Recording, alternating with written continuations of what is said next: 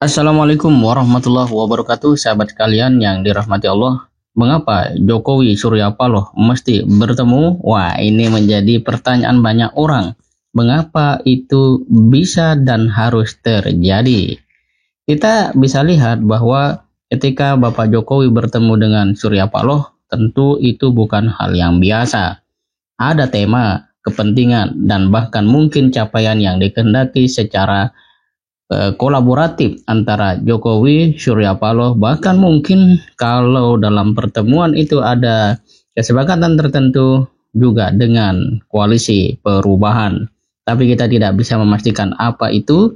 Yang pasti kalau kita melihat isu selama ini, ada kemungkinan Jokowi tidak akan mereshuffle menteri-menteri daripada Partai Nasdem, dan itulah yang akan disampaikan secara langsung atau bahkan mungkin telah disampaikan secara langsung oleh Bapak Jokowi kepada Surya Paloh.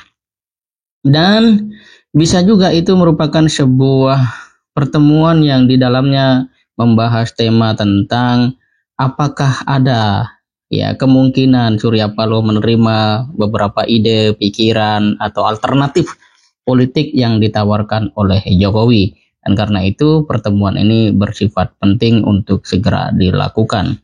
Atau bahkan sangat mungkin saja Jokowi benar-benar ingin lepas dari dana kutip pengaruh PDIP. Mengingat tafsir dari kader-kader PDIP pertemuan Surya Paloh dengan Jokowi itu lebih merupakan rencana presiden yang sudah sangat bulat untuk mereshuffle menteri-menteri Nasdem. Pertanyaannya, kalau memang itu menjadi opsi presiden, seharusnya sudah sejak lama itu dilakukan. Dan hari ini kita sama-sama lihat belum terjadi yang namanya reshuffle. Jadi mana yang paling besar kemungkinannya? Benarkah menteri dari Nasdem direshuffle atau tidak? Kalau direshuffle versi dari PDIP, kalau tidak maka itu ada beberapa ulasan lain yang bisa kita lihat. Misalnya, kenapa Surya Paloh yang dipanggil? Tidakkah cukup seorang Prabowo bagi Jokowi? Nah, ini juga menjadi sebuah pertanyaan yang menarik. Mengapa demikian?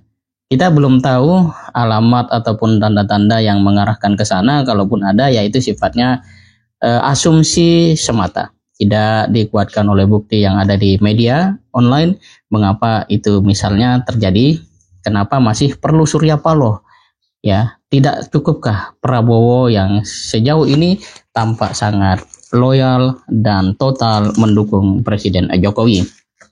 Nah, kemudian sahabat kalian, kalau kita perhatikan tentang konflik komunikatif yang tampak di media antara Surya Paloh dan Jokowi, sebenarnya tidak begitu tidak begitu tajam gesekannya relatif lembut Meskipun sebagian pihak menilai bahwa pertemuan itu adalah model pertemuan yang menunjukkan bahwa dua tokoh itu, Pak Jokowi dan Pak Surya Paloh, seakan-akan rujuk kembali. Nah, kita lihat, misalnya ketika HUT Nasdem dilakukan, itu Presiden Jokowi tidak hadir. Meski begitu, Surya Paloh menegaskan lewat media bahwa itu adalah acara internal partai saja. Artinya, hadirnya atau tidak hadirnya Presiden Jokowi bagi Surya Paloh itu merupakan satu hal yang memang sudah desain secara kebijakan untuk bagaimana HUT itu dilaksanakan. Sekalipun kita juga mendapati sebuah fakta, partai-partai yang kecil seperti Hanura dan seterusnya, itu Presiden Jokowi datang, tetapi kepada Nasdem tidak. Meski begitu sebenarnya Surya Paloh menegaskan bahwa memang tidak mengundang Presiden. Yang kedua, ketika Surya Paloh tidak hadir dalam pernikahan Kaisang, Surya Paloh sebenarnya telah mengirimkan surat alias memberi kabar serta alasan mengapa tidak datang. Jadi apa yang sebelumnya menjadi sesuatu yang seperti panas di media dalam konteks relasi keduanya sebenarnya biasa saja tidak panas tidak dingin begitu.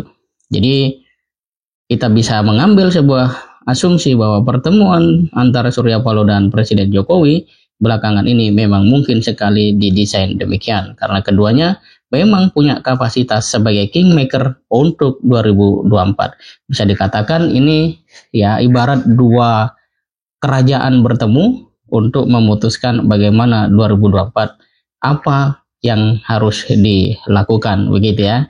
Tetapi apa inti pembahasan dari pertemuan itu? Kita perhatikan saja nanti gejala dan tema perbincangan politik ke depan, termasuk arus pemberitaan tentang koalisi yang akan bertanding dalam kontestasi pemilu 2024. Semoga bermanfaat. Assalamualaikum warahmatullahi wabarakatuh.